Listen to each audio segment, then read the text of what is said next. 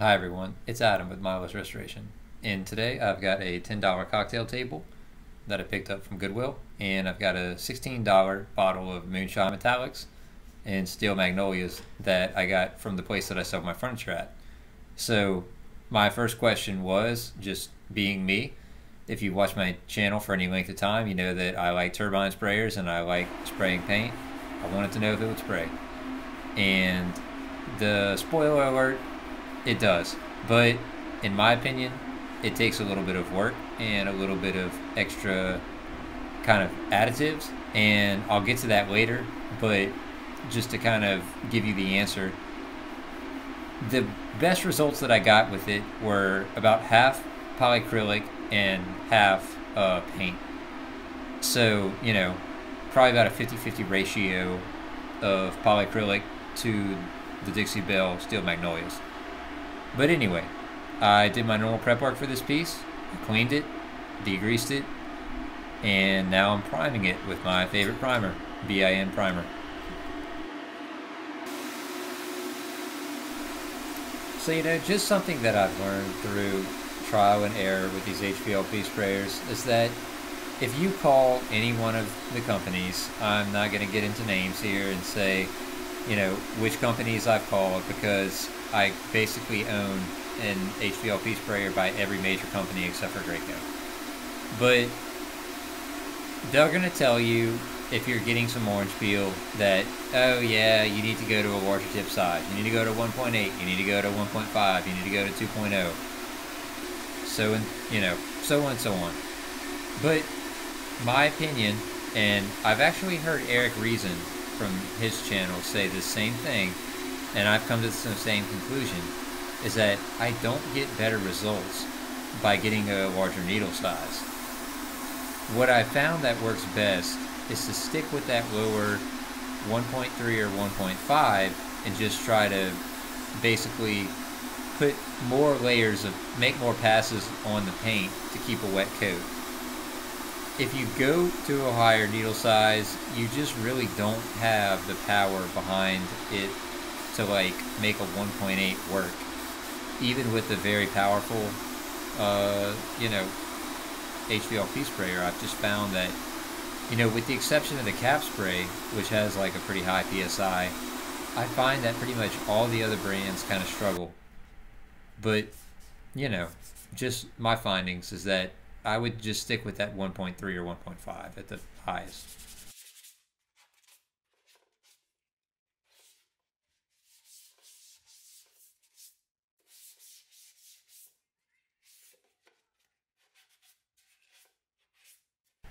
So I'm just sanding that BIN primer down. It chalks up pretty good. I try to wait as long as I can for it to sand it and work with it. I feel like your primer is always going to perform better if you let it sit overnight, but I don't always have time for that. In this case, I did, though. I just waited for it to kind of harden up, and then I went back and sanded it, and I got my Moonshine Metallics out and started spraying.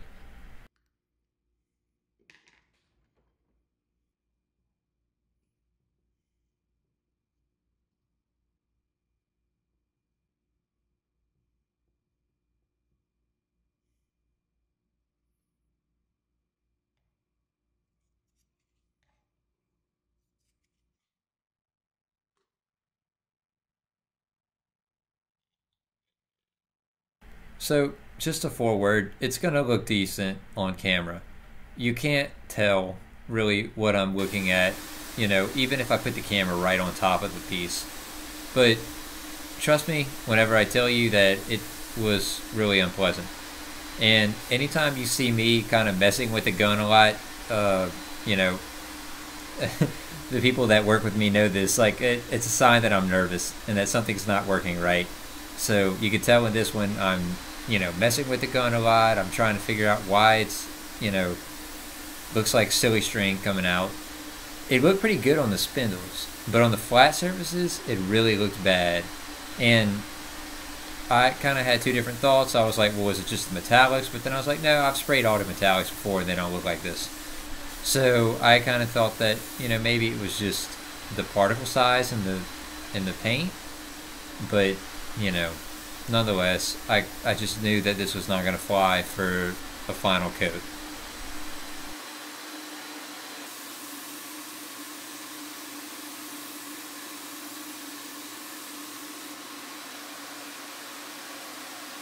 So with different spray guns, I use different approaches and different ways of spraying. And for me, the Apollo is kind of like its strong suit is avoiding overspray and very, very thin coatings. I find it to work good with thin coatings, and I really like the gun more than the cap spray. Um, the Apollo, with it, I pretty much try to stick to things that are thin, and I use it for a lot of clears. But when I'm spraying it, I typically get about 1 to 2 inches from the surfaces, um, and I just kind of try to move my hand pretty quickly, not stay in one spot for a long time, and it really just like there's almost no overspray from it. It's really great. Versus with the cap spray, I'm probably about 6 to 8 inches away from the surface usually when I'm spraying.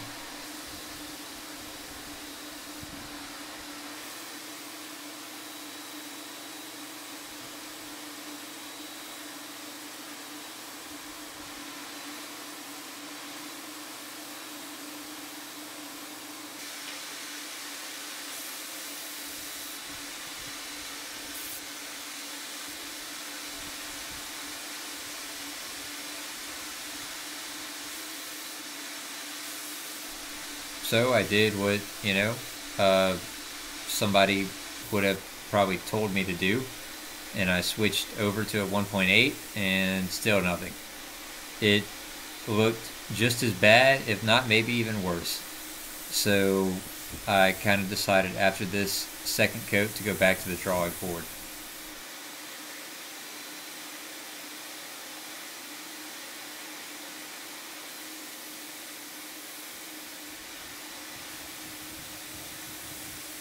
And what's even kind of more surprising is that to me this stuff is really not thick.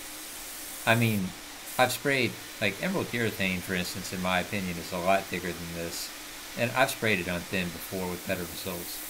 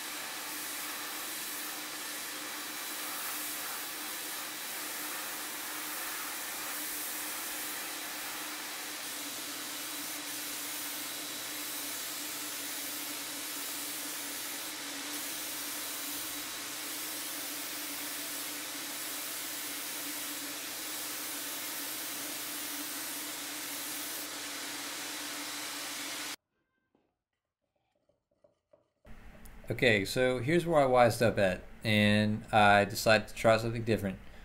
I just wasn't getting the results I've wanted. I've seen videos of people spraying this with like Wagner's and other spray guns online, and I just can't imagine that they were getting great results spraying it right out of the can. I've got a pretty good HVLP sprayer, and I keep it clean. I just didn't think it was going to work for me. So what I did was I mixed up some of that Moonshine Metallics with a little bit of, actually, I say a little bit, about 50% polyacrylic semi-gloss to 50% Moonshine Metallics.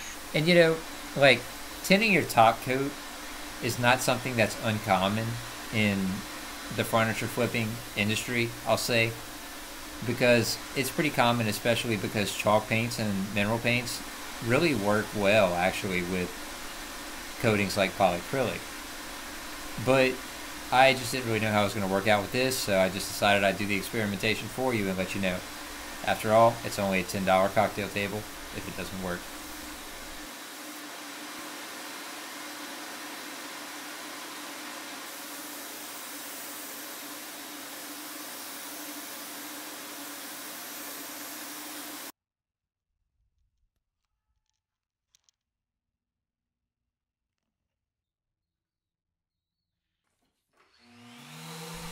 So for that final coat, I decided that the flat surfaces, I would give them a completely dead flat sanding. The spindles were fine.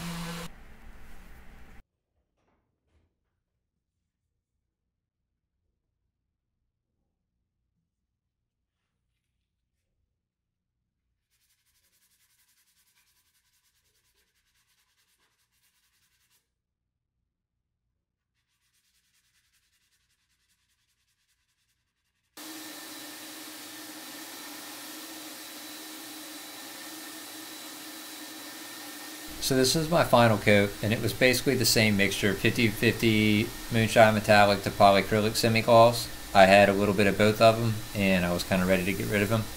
So for my next piece, I'm actually probably going to try Dresser in full metallic, and I'm probably going to try and do like a two-tone look. So I'll probably try to do like a one color at the bottom and fade it into the next one.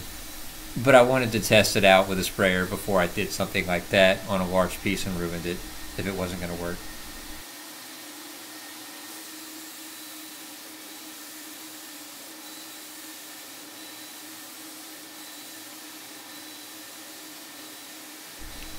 So here we go, on with the final coat.